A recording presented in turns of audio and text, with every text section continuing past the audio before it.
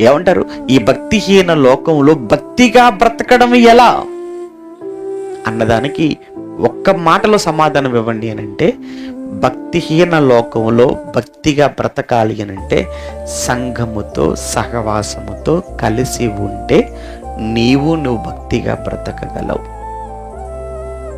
సంఘము సహవాసమునికి దూరముగా ఉన్నంత కాలం నువ్వు భక్తిగా బ్రతకడం అసాధ్యం. ఒక కొమ్మ లేదా ఒక పువ్వు ఏదైనా ఆ మొక్కలోనో ఆ చెట్టులోనో భాగంగా ఉన్నంత వరకు అది పచ్చగా ఉంటుంది, ఫలిస్తుంది. కానీ చెట్టులో నుంచి ఆ కొమ్మ వేరైపోయింది. ఇప్పుడు ఇక దానికి జీవం వస్తుందా? అది పచ్చగా ఉంటుందా? ఫలిస్తుందా? లేదు, ఎండిపోతుంది.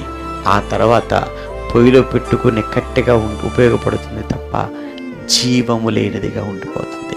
సంఘము నుంచి వేరైపోతే కూడా నీ జీవితం అలానే అయిపోతుంది.